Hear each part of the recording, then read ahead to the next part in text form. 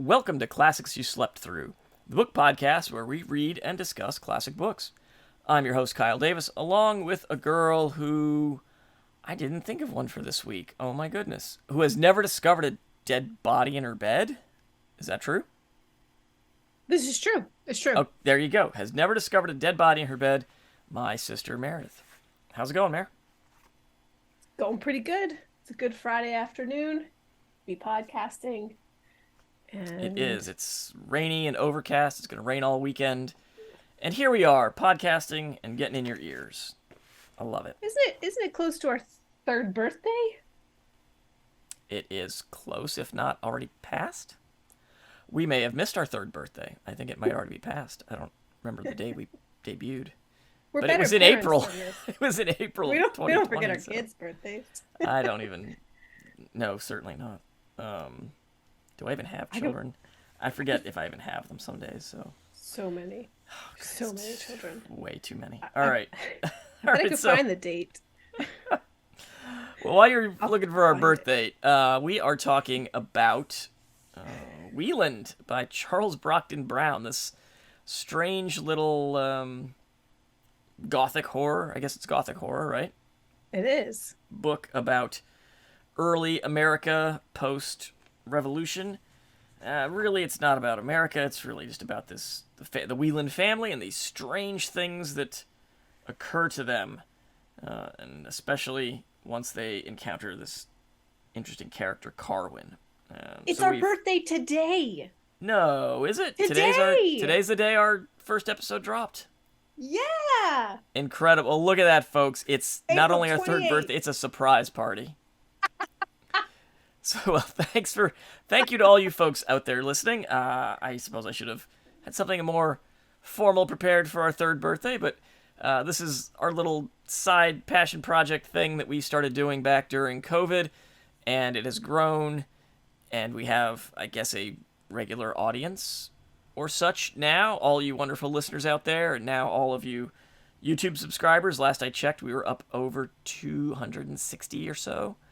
So we are continuing to climb on the YouTube subscribers. Oh, and speaking of, I guess this is almost like a birthday present, right?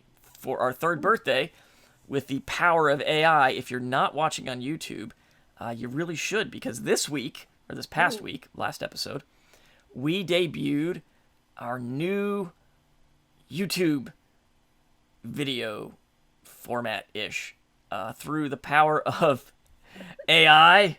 We are in the future now. Format-ish. Yes, we are now in the future. Through the power of DALL-E image generation and the old Bing chat, we have added a little interest to our audiobook videos on YouTube. So, if you are listening on YouTube, instead of just seeing a static photo of the book that we're reading, or if you go in the way, way back machine, just our pod logo for some of the original episodes, I have started to do little mini, I guess you call it a slideshow. They are AI-generated images depicting events in the chapters that we're currently reading. So They're horrifically disturbing. a few of them are.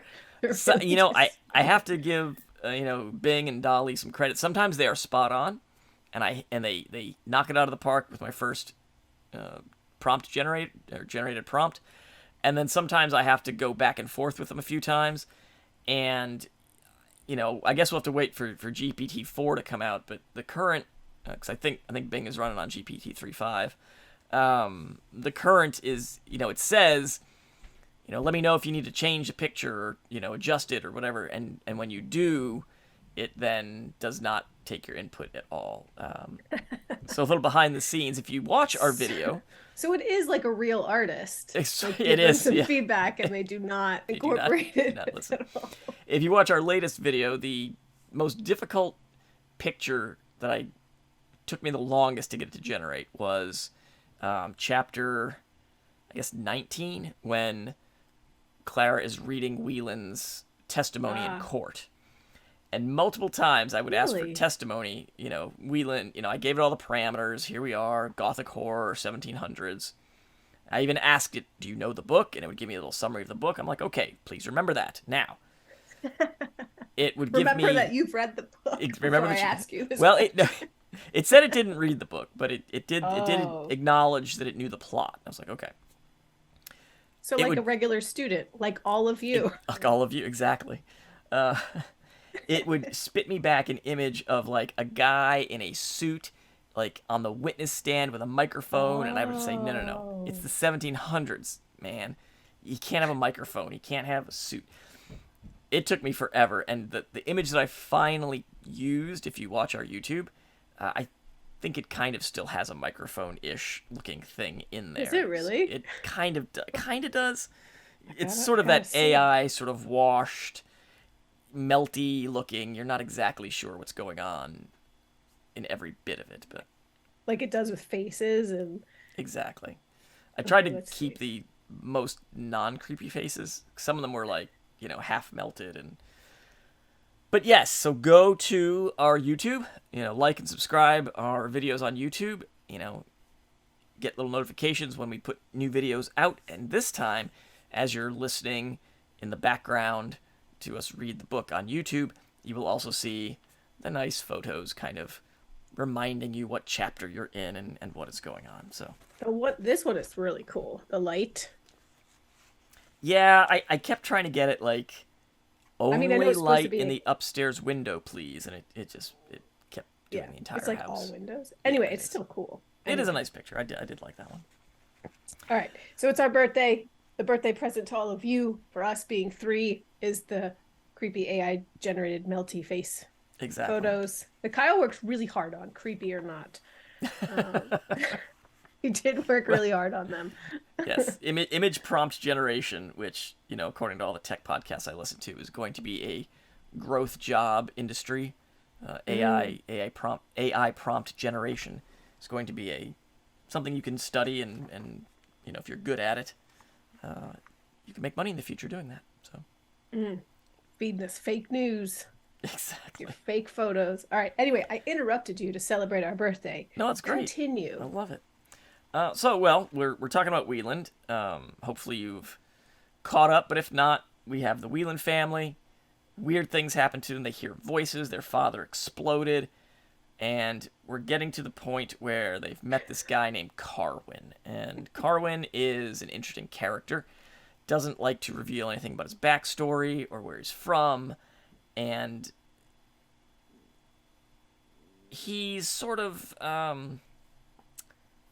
would you describe Carwin? Spiritual-ish. Could be supernatural. We're not exactly sure what's his deal yet. He's got some hidden talents. He does. Key event is he was hiding in Clara's closet, plotting to kill her with some other person. Did not kill her, but has since, we believe, at this point, ruined her life by making her lover, Pleyel, believe that she was having an affair with Carwin. Carwin's also said that she is protected by this other spiritual being or whatever. And so there's these two beings that are sort of out there that Clara believes. And Pleyel has disowned her and left, and so now she is where we are at the end of 14.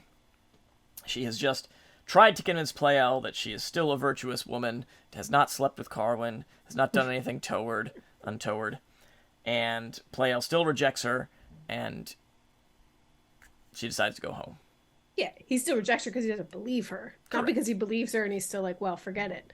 But because he believed she was this like pure example of all goodness, purity, this old school vision of what The perfect people woman. wanted women to Yeah, be. exactly.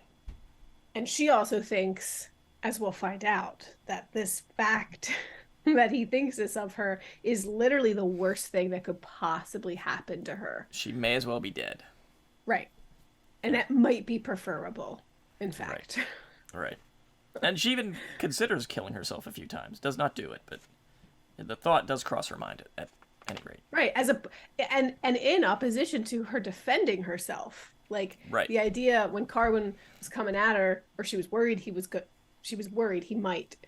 She's like, well, I probably wouldn't use this penknife to stab him. I would just throw myself out the window or kill myself with the knife before he could get to me. Thus preserving her, Right.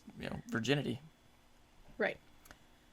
All right, so that catches us up. So, chapter 15, she decides she wants to go back to Mettingen, which is her brother's home.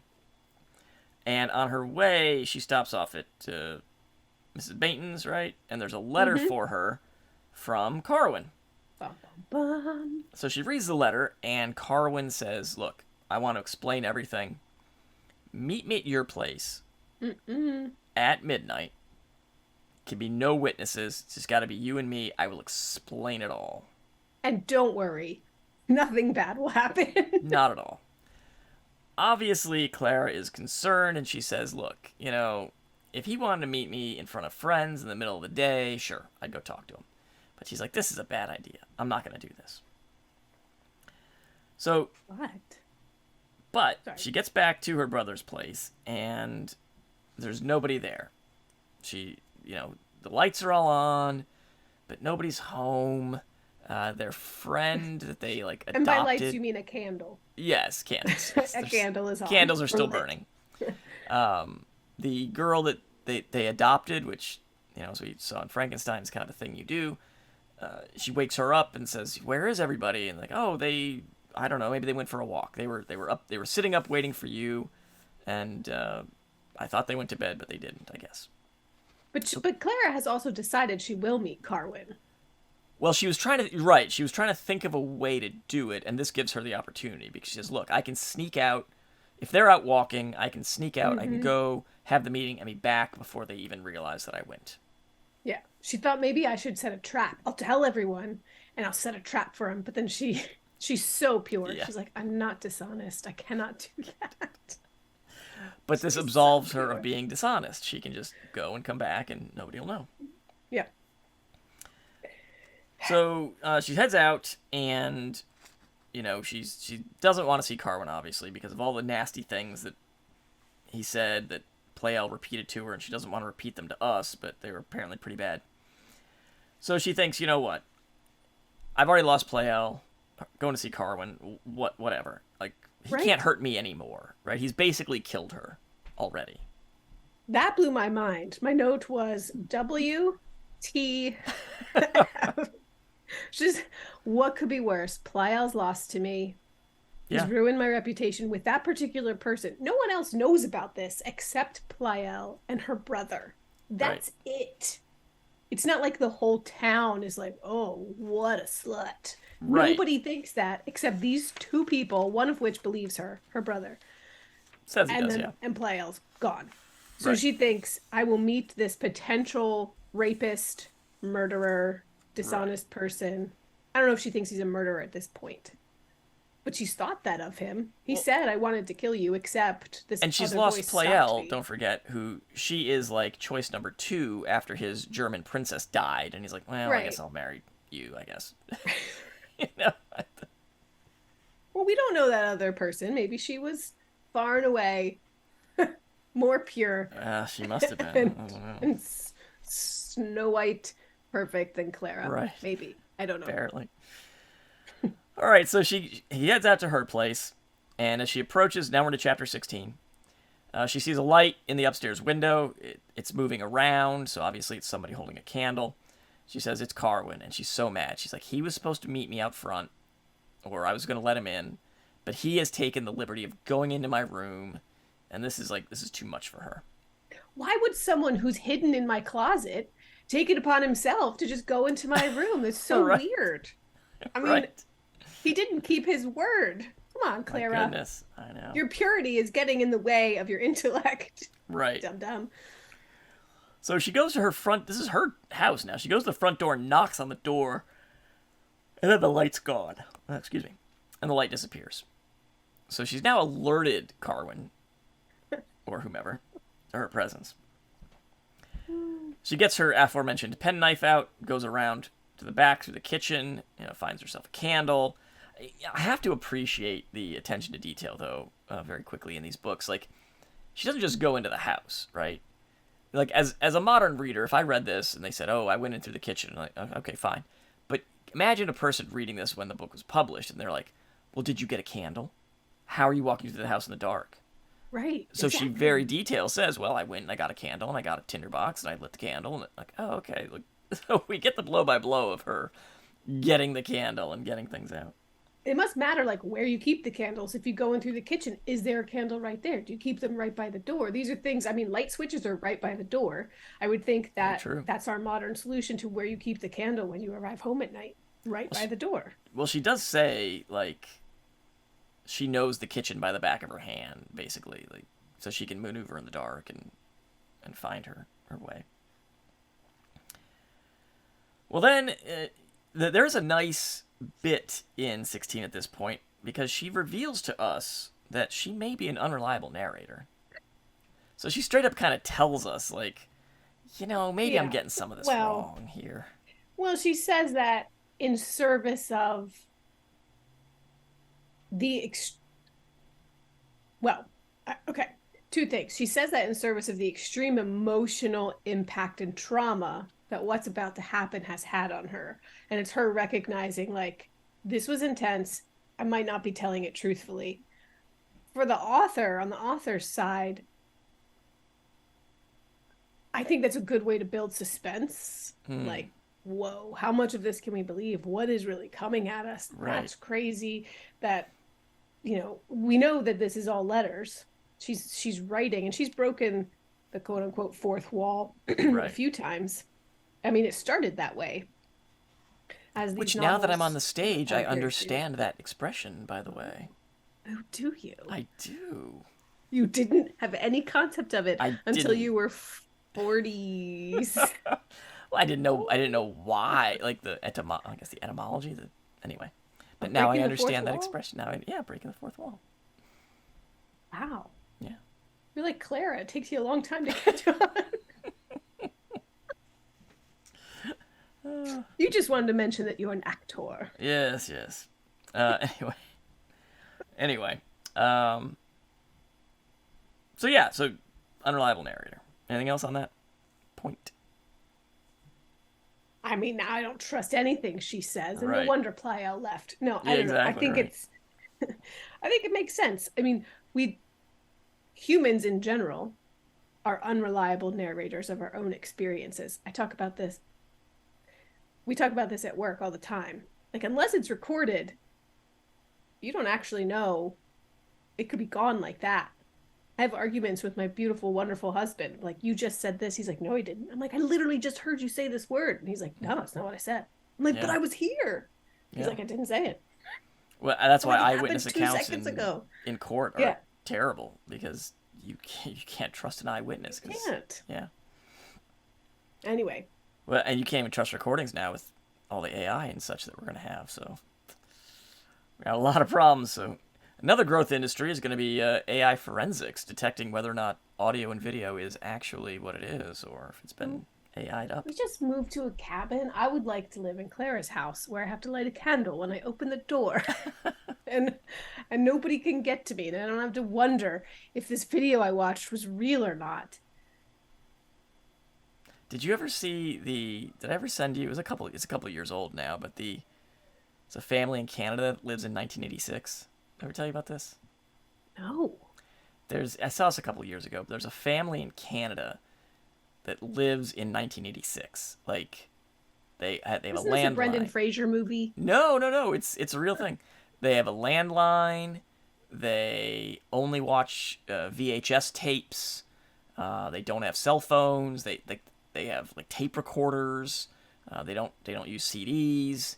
They only use technology that existed in 1986. Why? I don't recall. I The think. height of human happiness occurred in 1986. I guess. I mean, they do watch movies that are like from past 1986 as long as they're on VHS. So like friends and family. Oh, so Lion King. Sure. You can watch Lion King and Toy Story. And I think friends and family would tape stuff off the television for them, and send them VHS tapes. So they can kind of, merge it a little bit. But yeah, anyway, I'll have to look for it, find it. So they like have a VHS of like Pizza Rat or I don't know. Like Ain't Nobody Got Time for That videos. Like is that how they watch GIFs on VHS? The meme collection, yeah, the VHS meme collection. All right, so anyway, Clara's got her candle. Remember that's now that's now that's what I call music. Can you imagine if that was like a tape of like that's what I call a meme, and like it's just catching these people up on. Anyway. Anyway, rewind that one. I want to see it over and over again. All right. Anyway, so Clara's got her candle. She goes to the stairs and she kind of feels something, right? So she turns around and she hears in her ear, like next to her, she hears somebody yelling, "Hold, hold!" Like don't go up the stairs. She's heard this person before and this warning before. The hold. And she sees a head, like at some distance down the hall, pop out of a door. And so that kind of throws her, that the voice was right in her ear, but the head was down the door. And she swears it's Carwin. She thinks. Well, yeah, but she says it looks tense. She says the lips were shrieking, and the eyes emitted sparks. So it was like, So it was like really an apparition that resembled Carwin. Yeah, I think that's the implication here. And so she doesn't know if she should obey the voice and stay, or if she should still go up the stairs. And I love her reasoning here. She goes, well, you know what? I heard a voice before, and I ignored it, and I was fine, so this is probably fine, too. And she just, okay. I mean, the addition of the head with eyeball sparks does not dissuade me in any way. Not at all. So she decides to go upstairs, and she does. Goes into her room, and sitting on her desk with wet ink, so it has just been written, is a note from Carwin. And he's upset. He says, I thought you were going to meet, and you blew me off, so I'll find some other time that we meet. And then he alludes to something, that I don't know if you can bear it, kind of thing. Like there's something coming that she has to deal with. A horrible sight, a horrific sight, a horror. Right. So she looks around the room, and she notices that her closet, which, as we discussed before, is like her closet door is right next to her bed. And she sees the curtain is up on that side and goes over, and dun dun dun, there is her sister-in-law Catherine's corpse in her bed, stone cold dead. Well, not stone cold. Still warm. You're right. I'm sorry. Yeah, you're right. Newly dead. Newly dead. Horrifically newly dead. And she just laments that she's lost Pleyel, and now she's lost Catherine. There's like nothing left for her at this point. She straightens the clothes. She kisses her lips. She's very sad. She is. And then who shows up in chapter 17? Well, 17, she sits there for an hour, and then Wieland comes in. And she says that he has got this expression. So if we know old Theodore, he's kind of a dour fellow. He's a very serious guy. Teddy W. Yeah. So he kind of inherited his father's penchant for spiritualism, I guess, right? Yeah. As we'll see. But he's come in, and he's got this joy that she has never seen before. It's wild how happy he is, right? Bliss, she describes it. Bliss. Yes. So she doesn't want him to see that his wife is dead. But she can't speak. Like she's trying to think of some way, like I gotta stall him. I can't let him see his wife. But no avail. He walks over, he sees Catherine, and he just gets distraught and just starts screeching and crying to God. Then he gets a sort of a wild look. And he starts to approach Clara. And she sees he has murderous intent in his eyes. And she hears him talking, responding to something. Right. He's like rejecting this other idea. He's like, no, I've given my sacrifice, not this. You've asked me for everything else that I gave you, but not this. I can't give you this sacrifice. Right. Does he call it a sacrifice? I think he does. I believe he does. Well, she is saved by the sound of many, many feet outside in the courtyard, and Wieland gets out of there. He hears these people coming. Yeah. And suddenly there's a crowd in the door. I just imagine like heads popping in and looking in. And at first she kind of looks at them and she thinks they look like the head that was at the bottom of the stairs. So she's kind of freaked out a little bit. But then one of the heads becomes familiar to her and she sees it's Mr. Hallett. And so he comes in and he wants her to go to Mrs. Bainton's. He's like, you're not well. Mrs. Bainton will take care of you. But she says, no. What about Louisa and my nieces and nephew? Wieland's children. They need a mother now that Catherine is dead. He says, no. Mrs. Bainton will take care of them. Fine. Don't Mrs. worry, Bainton they're will take care of fine. them. Right. He doesn't want her to go back to Mettingen. He's like, you need to go straight to Mrs. Bainton's. And he says, she'll take care of stuff. She'll come over. She'll take care of the kids. She'll take care of Louisa. It'll be fine. But she keeps asking him, like, are they all right? And Hallett keeps like, they're fine. But she's suspicious. So she says, can I go see them just for a couple minutes, and then I'll go to Mrs. Bainton's? And he's like, no, they went to the city. They're not home. They went to the city. And now she's really getting suspicious, and she keeps going. And then finally she looks around, and everybody in the crowd is sad. And Mr. Hallett says, all right, they're all dead. Well, doesn't she say something like, they're fine because no injury can come to them because they're dead. Yes. So technically they're fine. Right. Because like Hallett said, like, oh, nothing will happen to them. It's like, nothing can happen to them. And he tells her they're dead in the same way and by the same hand. And she's very distraught. And this is, I found kind of disturbing, but she wants to go kiss Louisa one last time.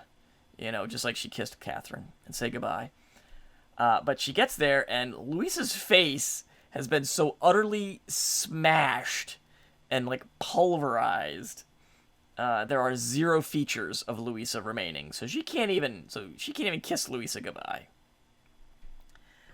This obviously just completely destroys Clara, and she breaks down, and Mr. Hallett takes her home, and this is where our narrator kind of spares us. She says, I won't even tell you the rest of my troubles here, because obviously it was pretty bad.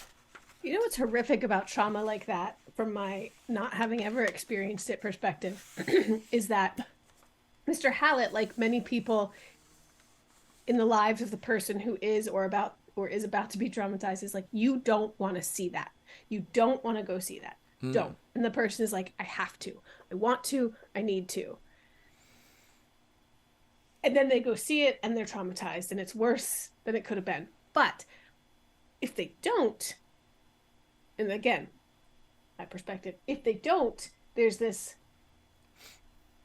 I don't know if it's also classified as trauma, but there's this lack of closure of like, right. But I didn't get to say goodbye. I didn't get to see the whatever. And it's like, but you don't want to, because her face is like, oh, that's fun. You don't want to see that. Well, that's why we bury people. That's why we do open caskets. That's why our funeral or funerary traditions have developed the way they have. Do you remember, this makes me think of Nana, who had a child that didn't live. Robert? Yes. Richard. Milhouse? Yeah, Richard Milhouse. And visiting her very late in life, before she died, she was still angry about this. Yeah. It was 94, 96. Mm-hmm. The fact that nobody let her see that baby. And they tried to protect her because his head wasn't right or something like that. And it stayed with her. And there is no good option in there. And I think for Clara, there's no good option. Go see it. Don't go see it. Like, well, I think because of that anger and resentment, I think you kind of have to let them go. You know what I mean? Do you think so?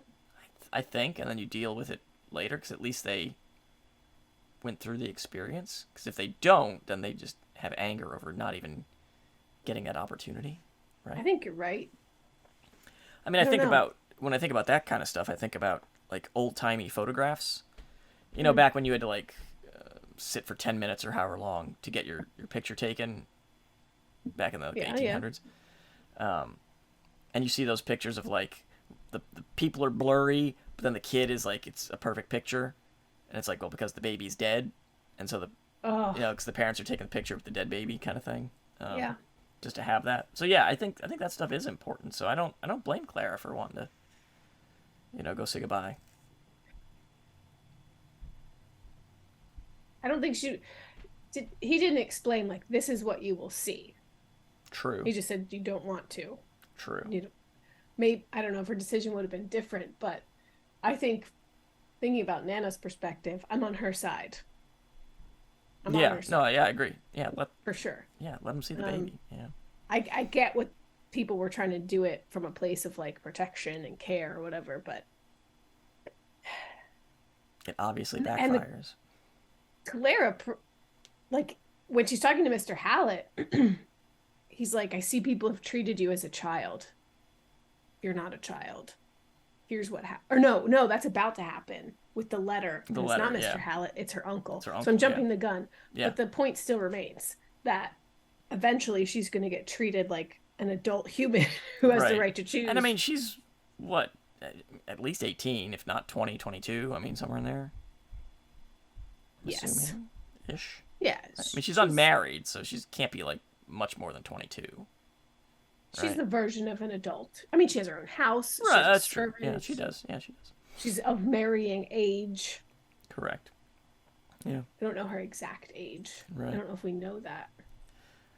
Well, if you keep asking Bing, he'll spit out like a 12-year-old, so, He does spit out. Or I don't know, does Bing have a gender?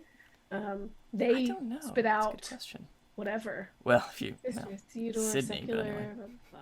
Doesn't have an age on a character analysis. No. I mean, it's got to be no more than about 22-ish, I would think. Well, anyway, that takes us to chapter 18, and we have the arrival of a new character, Thomas Cambridge, who's her uncle. It's her mother's brother, and he's been in Europe for the last 10 years, and interestingly enough, serving as a surgeon with the British Army in Germany. So I guess there was maybe after the Revolution, because this is set right after the Revolution, right? 1798 was when the book was published. I can't remember if it was set right before or right after the Revolution. Anyway, obviously there's no ill will towards a guy serving with the Brits, who were pretty bad to us back then. But then he retired, and he went to Ireland, and now he's like, you know what, I'm going to go see my family in the U.S. So he comes back. Good timing there, Uncle Tom. So then Clara, she wants to see her brother, but everybody says, no, won't tell her where he is. And it's all very mysterious. And she's like, where is he? What's going on? So she goes to see Uncle Cambridge here, and my first note here was like, why does she think he's going to know anything about Carwin? So at this point, she, if you've read the book, you know what's coming, but at this point, she still thinks Carwin's the murderer. Right. So and of course, in good, miscommunicative fashion, she asks about the author of her misfortunes and never just says Carwin so he can correct her. And then, of course, keeping it vague, he says, well, I know everything that Wieland and Pleyel know, so I'm up to speed. So we just kind of hand wave that. And he says, there's no sign of Carwin. Nobody's seen him. And then he goes, well, do you think Carwin did it? And, of course, she thinks so. But he says, Carwin might have been involved, but somebody else did it. And they've already been caught. They've already been tried. They're already in jail. They already confessed. One of the maids was hiding in the closet, saw it all, watched him kill all the children. So, and in fact, the accused person, he came into court and just straight up confessed freely and willingly and told us all the details. But this is where the point you were alluding to, he is impressed by Clara's fortitude and strength, and he has a transcript of the speech that the murderer gave, and he says, you're a big girl, why don't you read it yourself? And that ends that chapter. And this is where I think these books had to be published serialized, right? Because there's no reason to leave it as a cliffhanger.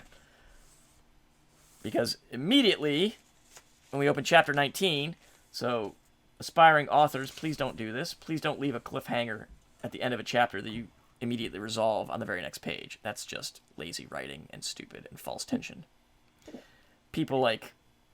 Anyway. I'm curious as to the transcript, right? Yeah, well, look, the stenographer, the court recorder would have written it down, right? Yeah, the history of stenography Oh, you looked this up? dates really far back. The oldest documented case of stenography dates to 500 BC. Wow. BC. That's a long time ago. Dude, that's crazy. So if you are a court stenographer, wow. You're part of a long Have you ever long seen them? tradition. I don't know what they do now. I haven't been in a courtroom in probably close to 20 years. But have you ever, the way they did 20 years ago, do you know how they do it? I mean, the stenography machine and the... No, they have this little tube they talk into. No. Yeah, and they're like just repeating everything that's being said. It's crazy. I was like, that's how they do it? The guy's just sitting there talking, and he's got this little tube, this little cone over his mouth, and they sit there and they just talk into it. Is that even necessary anymore? That's a good question. I don't know. I mean, courts have weird rules about recording, Wow. And judges can be like, oh, I don't want this videoed or anything, But you'd think it'd be easy enough just to have mics on the table and just record everything. I'm really impressed by court artists that are drawing. Yeah. It's not always flattering, but it is incredible that they can draw it as quickly and as accurately. I once went to a friend of mine was in a burlesque show in Philadelphia, and there was an artist in the back, and just like drawing their portraits in like a half second with a Sharpie, and then he put them up for sale. And so then the people who were in the show were like, oh, of course I'm going to buy that. But the speed at which he captured not just an image, but like that's clearly that person. Right. Yeah. And that was clearly a move. So like their memory of I don't know how they do it. It was so fast. It's got to be short. There's a lot of shorthand involved, I would think. Yeah. Like think about a caricature like and stuff at an amusement park, right? It's impressive that they do it very quickly too. And then here's your main features, and then boom, it looks like you. And you're like, that's like 6 lines you did, but yeah, you're right. It looks like me. It does. Yeah. I think it's incredible. I guess it can also be sort of depressing that we can be reduced to, that level of simplicity. Well, now I'm depressed. Well, I've got one of my T-shirts I have is. Have you seen the cover to John Lennon's Imagine album? Right. It's like the white cover. Anyway, well, you could look at that, but it's a parody of that with Joel Embiid from the Sixers, right? Mm. And it's literally like, it's like a line for his hair, a line for his cheeks, like 2 little squiggles for his nose. But, it's like almost nothing. It's super minimalist, but you're like, oh yeah, that's Embiid. Yeah, it looks just, like exactly who it is. Is that a testament to the artist or the human brain that just fills it in? It's probably a little of both, honestly. But that's crazy. All right, so anyway, chapter 19, dun dun dun, it was Wieland who murdered his own family. And so this chapter is... That was the most lackluster, cliffhanger reveal. Well, if you're reading the book, right, it's... And this is something we can talk about in the wrap, but from a modern perspective, as you're reading the book, the way they use the pronoun game and the way they allude to things, you're like, it's obviously Wieland. Really?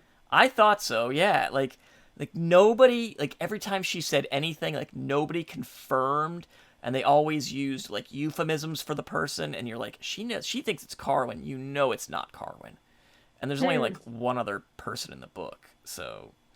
I was on board. I'm with her. I'm like, Carwin. That really? That what about when snakes aren't slimy? And I when love Wieland came in happy, I immediately knew. Because really? I was like, number one, why is Wieland at her house?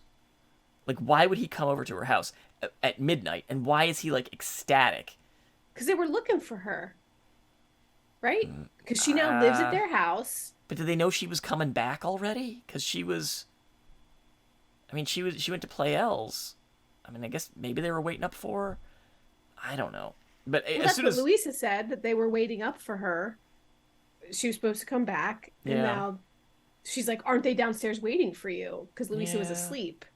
And she's like, oh, maybe they went for a walk. I Which, guess. I don't I know. mean, As soon as he came in with the grin on his face, that she had like never seen him that happy, I was like, oh, he did it. Like it has to be, has to be. Now I didn't know the motive or anything. I didn't. sure. So this chapter was still interesting to me, but yeah, the reveal of it was Wieland. Of course it was. Come on. But, and we can talk about this as the book progresses, was it, and I call him Wieland, so apologies, Kyle's a Wieland and I'm a Wieland. I don't. We had this discussion at the beginning of what I to know say, and I don't even remember it just what we comes said out. anymore. It does.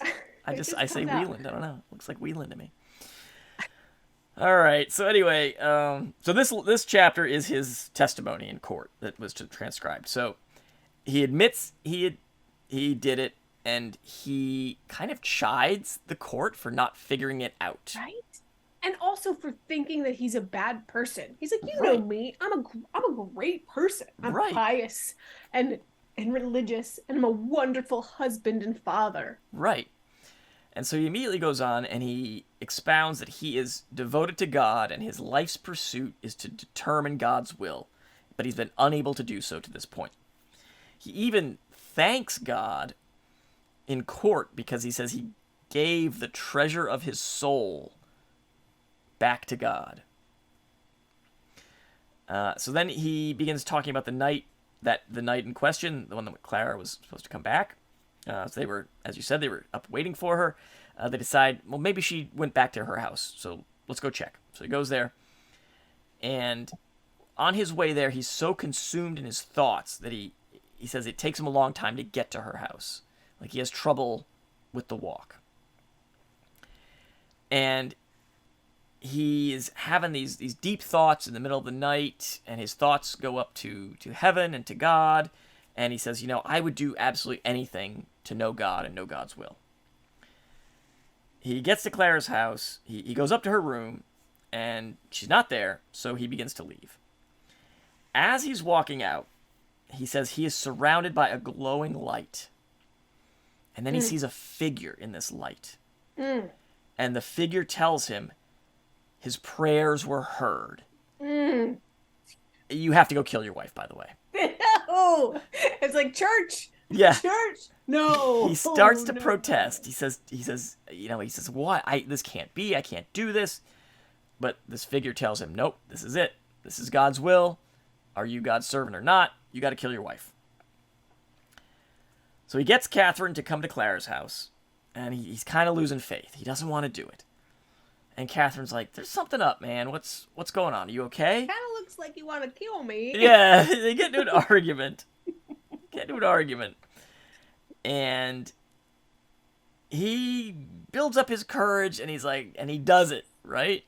And I just have a note in here that his testimony gets pretty darn graphic at this point because It does. he strangles her 3 times, thinks Right? she's dead, and she gets up, and he's like, oh, gotta finish the job. He does it again, like 3 times. He's like in and out of like, I gotta do this for God, and then he's like, I can't, it's my wife, and he like loosens his grasp so she gets enough air to survive, and then he's like, no, I gotta do it for God, and he squeezes again, and he's like, no, it's my wife.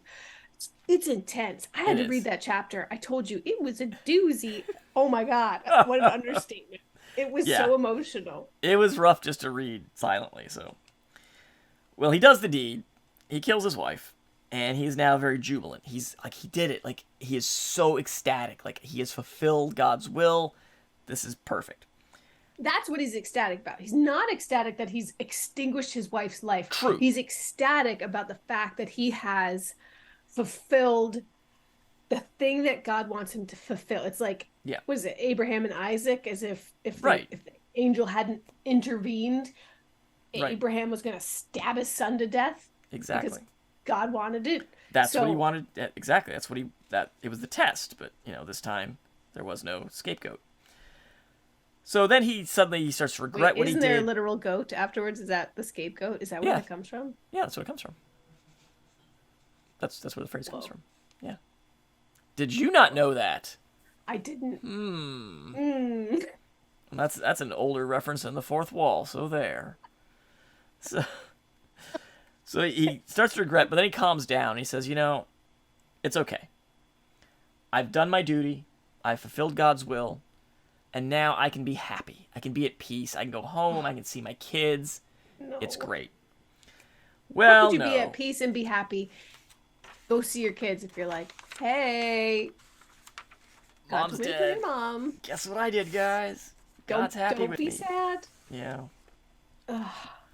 Well, the voice says, surprise, surprise, no, you gotta kill them too, buddy. We're not done yet. So Clara, we're now at chapter 20.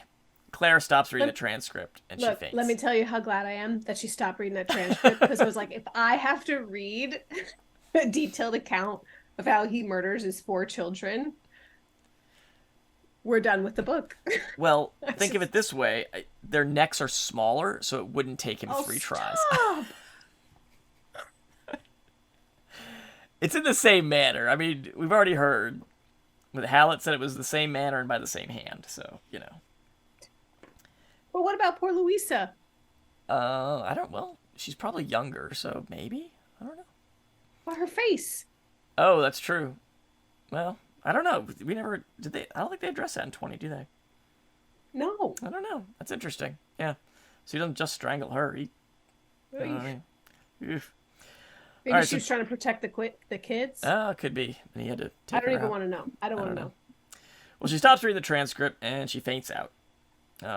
Uncle Cambridge revives her, takes care of her. She wants to keep reading, and because she wants to know what happens, but to spare the reader, she says she just skims the letter to the end to see the verdict. Yeah. And the end of the testimony, Wieland says, "Look, people of the jury, you don't understand how pure my motives were. I am going to, whatever you guys decide does not matter to me. I'm going to escape punishment because my actions were for God. And so for you to try to punish me, jury, that means you think you know better than God. And, how dare you try to punish me?" So then Cambridge comes back and says, the jury decided that Wieland must have been crazy and he's mad. And so we're just going to life in prison. We're not going to kill him. Which, okay. I'm on board with that. I'm anti-death penalty. And so Clara says, I don't think it's madness. The things he says he saw. The things he says he heard. Because remember, Clara has heard voices her whole life. Right. She's been a party to this, and Cambridge has not. But Clara, to her credit, she says he saw something, he heard something, but it's not supernatural. This is man-made. She thinks it's Carwin. Exactly. She is the real Velma here. She knows it's not a ghost. It's a guy in a mask, and she's gonna figure it out. Cambridge says, no, you've got a family history of crazy people who hear voices. Yes. You have this relative who threw himself off of a cliff. Right. Which, have you been to Ireland? I have not, no. Okay. Well, you've been to Oh, is that a casual flex? Oh, have you been to Ireland? Oh. Well, have you been to Ireland? Have you okay. You've been to the mountains of Peru, have you not? Yes, I have. I've been to Machu Picchu. Yeah.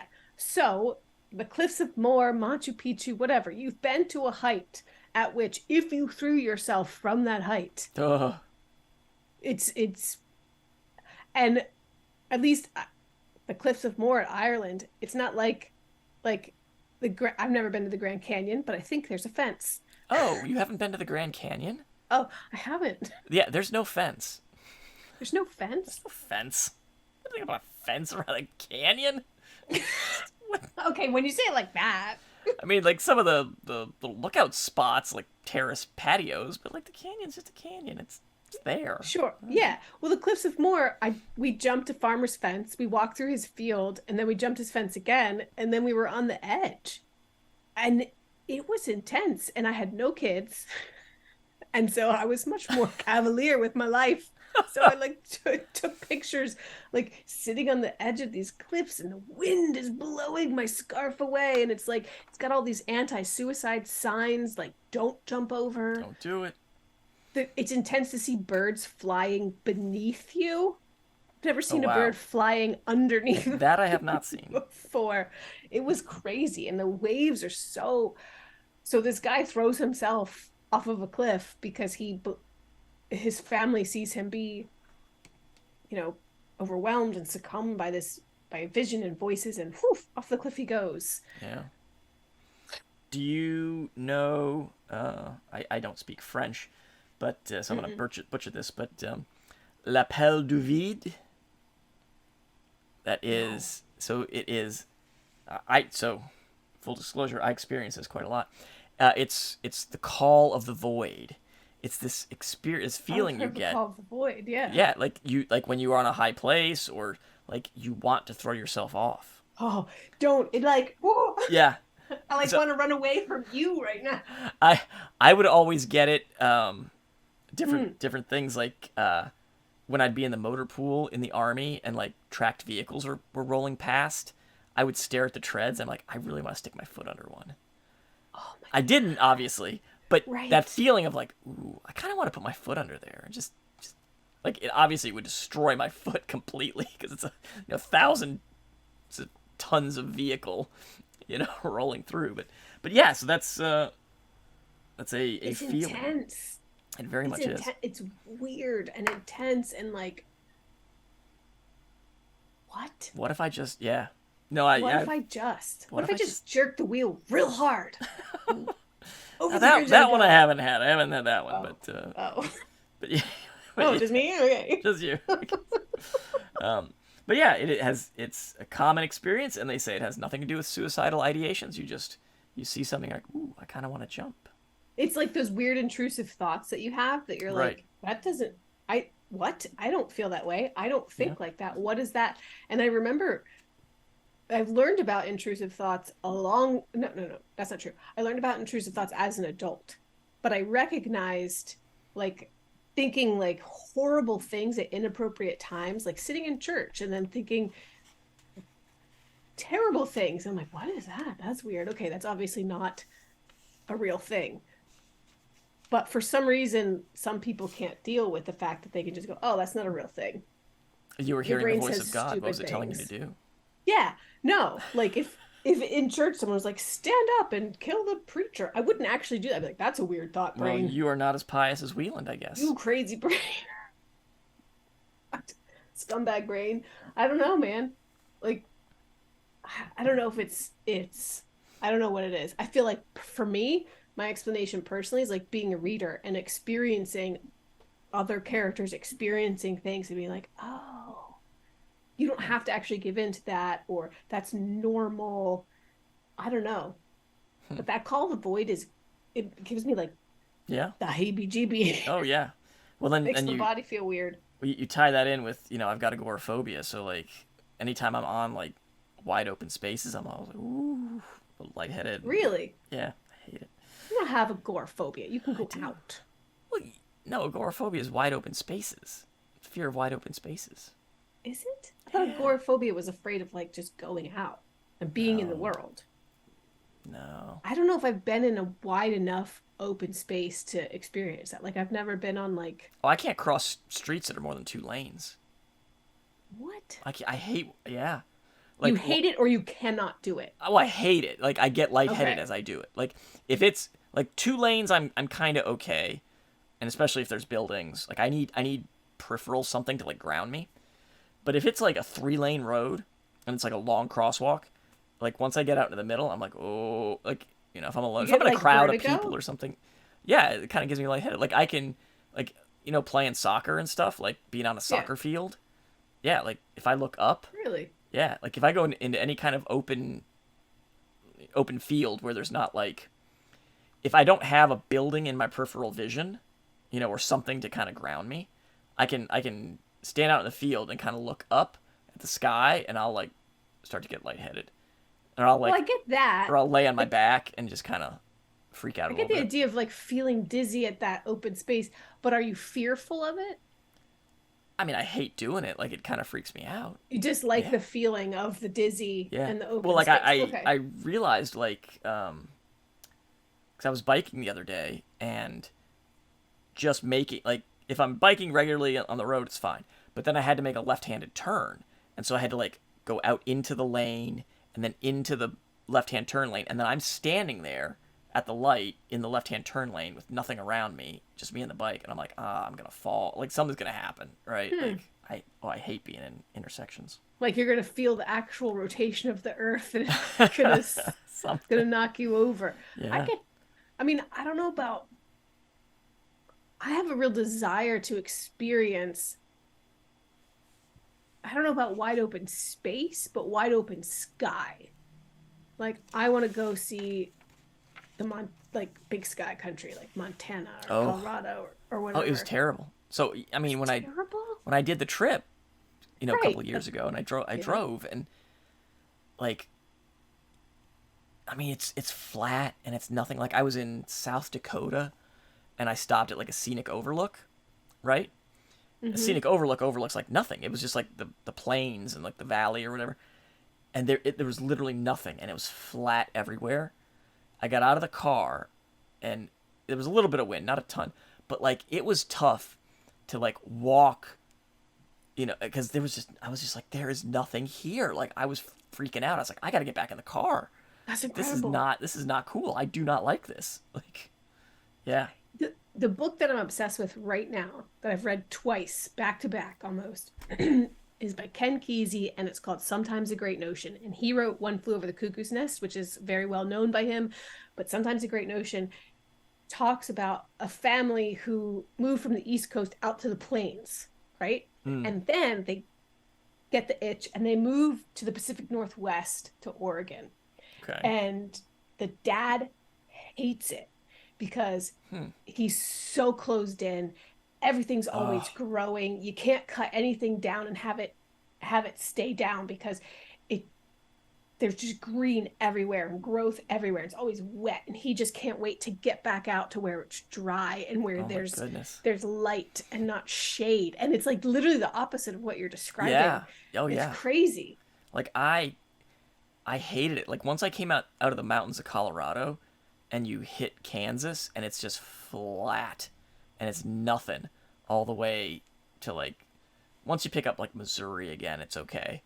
But yeah, I did not like it. Like, That Tornado Alley thing is terrifying to me. I don't want to drive yeah. through that. Well, yeah. But yeah, I don't like that openness. I Wasn't that need how Oklahoma I was? need mountains and stuff. Yeah, I mean, I yeah. remember driving from Pennsylvania to There's some Killeen, hills. Yeah, but there's some hills and in the area. I mean, Fort Sill has some hills and mountains around it. when For we the were firing driving that ranges and way stuff. out to your wedding, was that 2004? 4. Yeah. Yeah, Well, you would know. I I think would you know. would know. I think. Uh, I'd never experienced a horizon that was fully empty. Yeah, And I was like, it just keeps going. yeah. Like, I had never Well, it's wild. You left an don't. area that wasn't surrounded by Yeah. mountains. Well, you As don't. small as our mountains are, Well, you don't they're still realize it, mountains. but without them, yeah, without even those little mountains or buildings or anything, like the sun comes up so early. Really? Like when I was in Iraq, like it's flat desert and it's like 4 o'clock in the morning. You're like, oh, there's the sun. What is the sun doing up? And you're like, because as soon as it hits the horizon, it's like boom, sun. You're like, oh, there's literally nothing blocking the Wow, light at this point.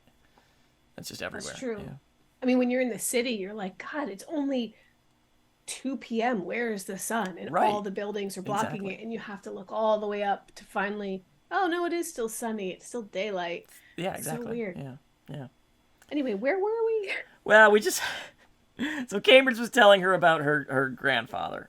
So her grandfather's brother died when he Ah, was yes. young and had a weird death, and this greatly affected her grandfather. So she mentions that she'd always heard like her grandfather died strangely, but had never gotten the details from anyone, which I found that a little odd.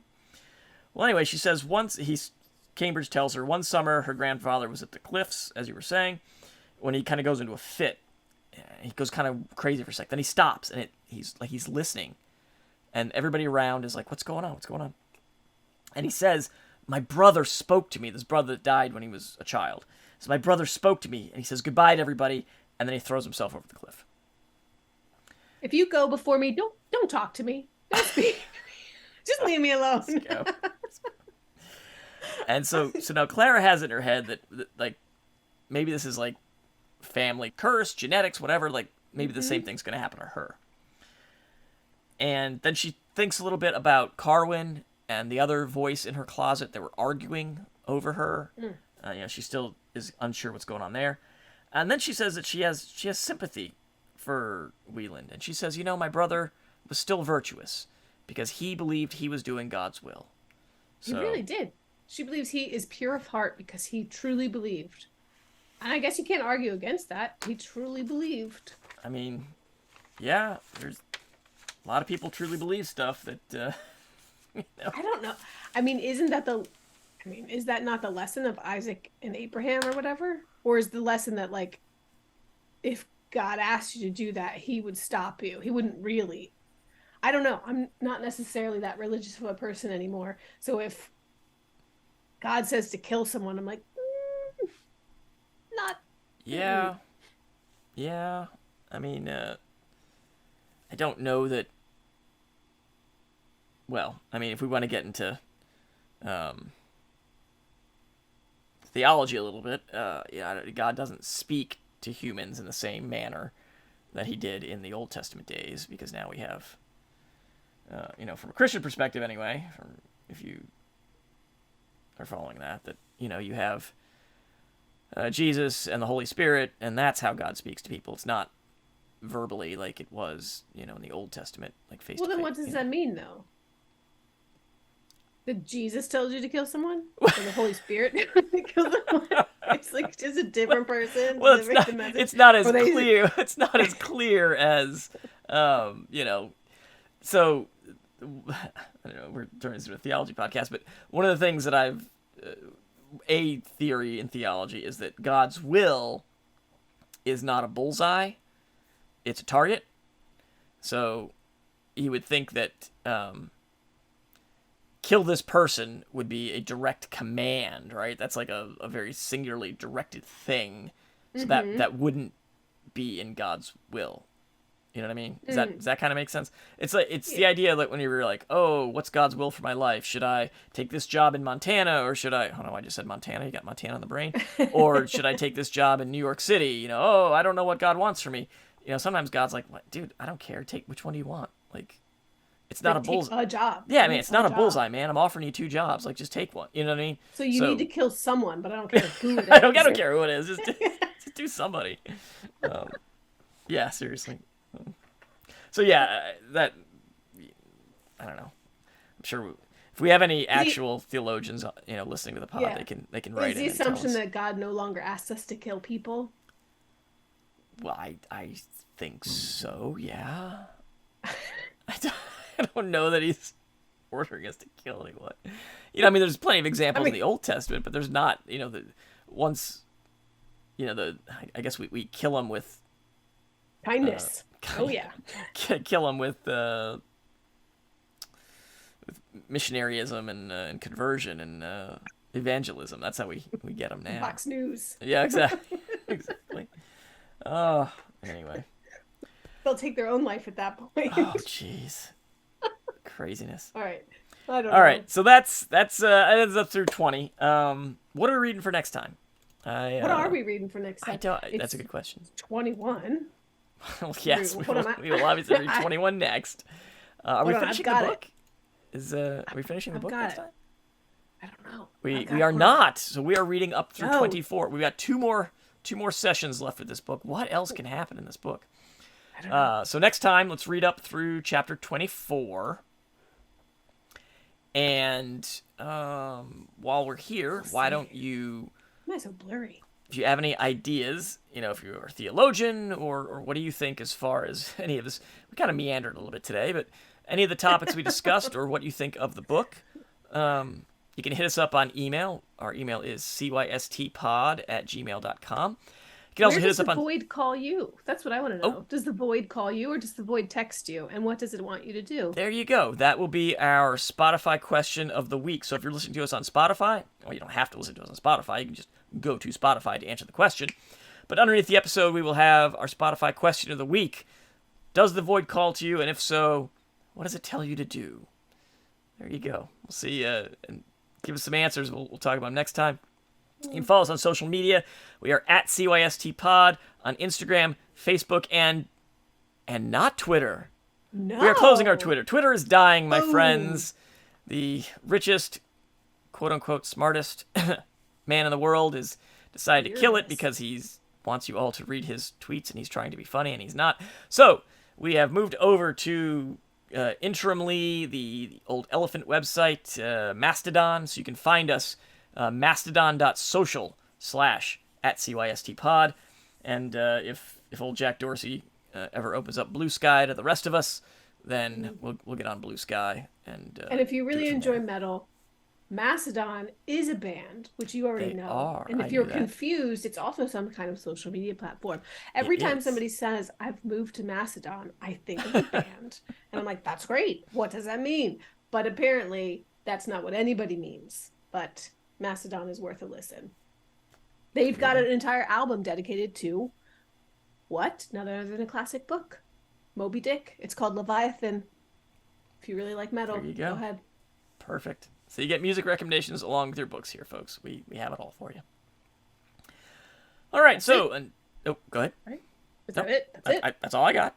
We mentioned our socials. Oh, YouTube. Hey, like and subscribe on YouTube. We talked about it at the top of the show. But we got the cool AI art on YouTube now, and there's going to be more of it. Come see the creepy AI art. Come on. It's fun. All right. Someday it won't be creepy anymore, and we'll be like, remember when they didn't get faces right? Exactly, yeah. Well, someday the AI will just be telling me how to do the podcast, and we'll be obeying it, so it's all right. We plugged in. Yeah, seriously. All right, until next time, Friday is a teacher in-service day, so I guess you can do whatever you want, huh? Yeah. It is. It is. There's no school today. My son was off school early today. Exactly. We didn't do any school today. There was no students at the War College today. It's a day off, folks. Yeah. Wow. All right. Excellent. All right. Peace. Did you say goodbye? I was waiting for you to say it. You say this is the worst ending. Peace.